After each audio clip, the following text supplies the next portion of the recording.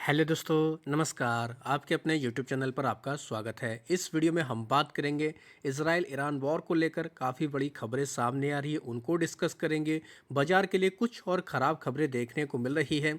रूस की तरफ से ऐलान किया गया कि वो 1 अप्रैल से किसी भी देश को पेट्रोल नहीं बेचेगा, तो ये भी बाजार के लिए काफ़ी चिंता की खबर है। तो इसका बाजार के ऊपर क्या असर पड़ेगा, साथ ही ट्रंप की तरफ से, अमेरिका की तरफ से अभी जो अपडेट आए हैं उसकी वजह से बाजार पर क्या और निगेटिव इम्पैक्ट पड़ेगा, सभी चीज़ों को इस वीडियो में डिस्कस करेंगे। वीडियो शुरू करने से पहले कहना चाहूँगा, अगर किसी ने चैनल पर फर्स्ट टाइम विजिट किया है तो चैनल को सब्सक्राइब कर लें और बेल आइकन को ज़रूर दबा लें।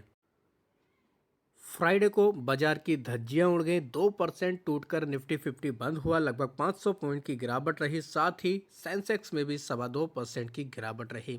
बाजार में लगातार प्रेशर का माहौल है। हालांकि बीच बीच में रिकवरी आती है, क्योंकि वो डिपेंड करता है किस तरीके का युद्ध को लेकर बयान आ रहा है। ट्रंप की तरफ से कभी खबर आती है कि युद्ध खत्म होने वाला है, कभी खबर आती है कि सीज फायर होने वाला है। उसका बाजार के ऊपर बीच बीच में पॉजिटिव इम्पैक्ट पड़ता है।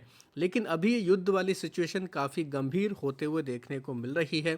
इस वजह से दुनिया भर के बाजारों के ऊपर असर है। डाउ जोन्स देखें, ये लगभग 2.25% टूट कर बंद हुआ। 8% 800 पॉइंट के आसपास की इसमें गिरावट। नेस्डेक लगभग 2.25% टूटा। 460 पॉइंट की हमें नेस्डेक में भी गिरावट देखने को मिली।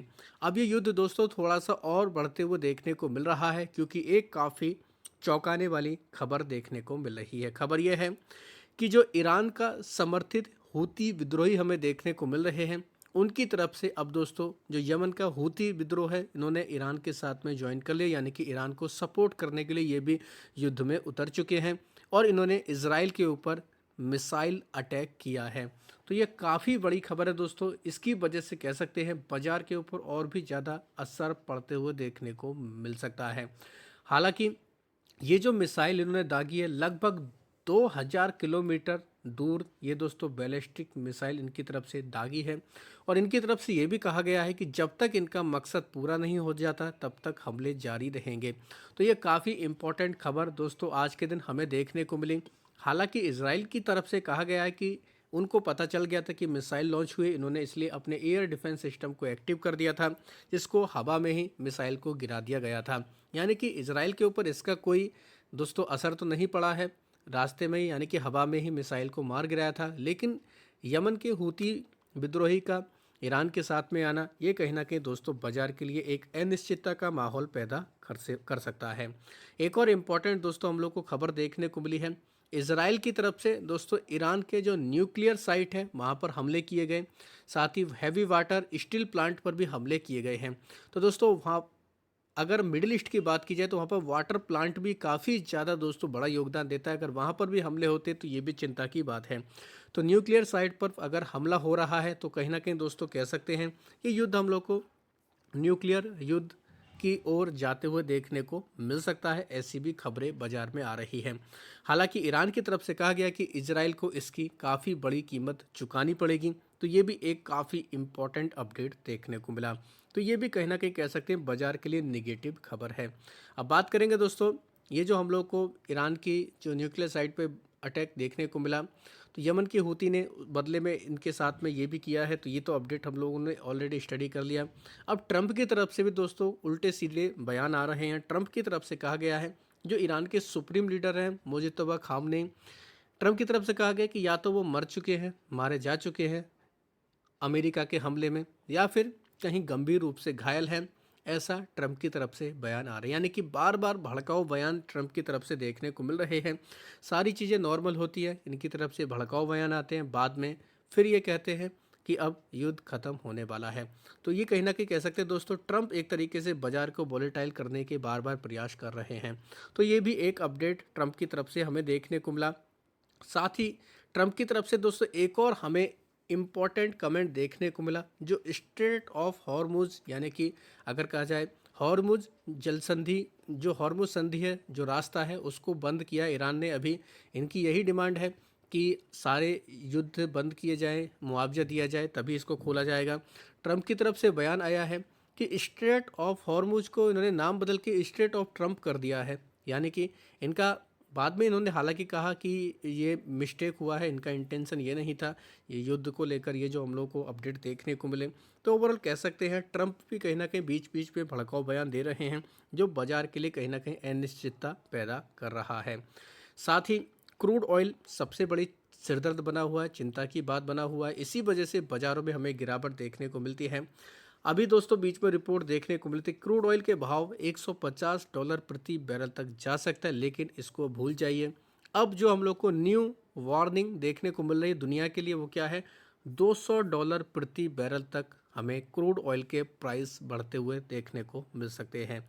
$200 प्रति बैरल तक अगर दोस्तों क्रूड के प्राइस जाते हैं तो दुनिया भर में तबाही मचने के चांसेस देखने को मिलेंगे, क्योंकि इतना महंगा ऑयल कोई खरीदेगा, इकोनॉमी की जीडीपी की धज्जियां उड़ जाएंगी। तो ये कहीं ना कहीं दोस्तों एक काफ़ी निगेटिव खबर हमें देखने को मिल रही है। अगर अभी तो वैसे ही मिडिल ईस्ट में काफ़ी तनाव है, क्रूड ऑयल के प्राइस ऑलरेडी काफ़ी ऊपर जा रहे हैं। इसी बीच हम लोग को रूस की तरफ से भी एक काफ़ी इम्पोर्टेंट खबर देखने को मिली है।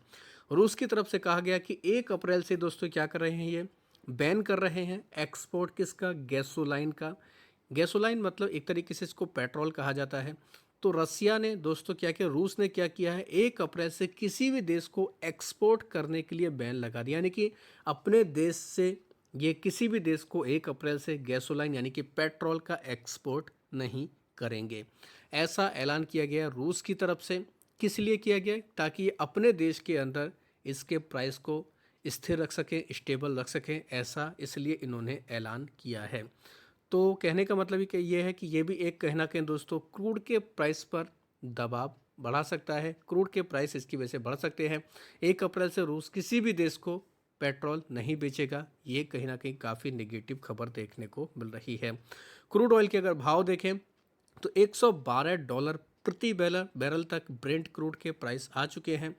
WTI क्रूड देखा जाए ये भी लगभग $99.64 तक पहुंच चुके हैं। नेचुरल गैस भी हम लोगों को लगभग $3.025 तक पहुंचते हुए देखने को मिली है।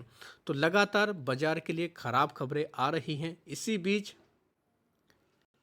FIIs बाजार से निकलकर जा रहे हैं, यानी कि भारतीय बाजारों में FIIs का अगर मार्च का ही डेटा देखा जाए काफ़ी चौंकाने वाला डेटा है।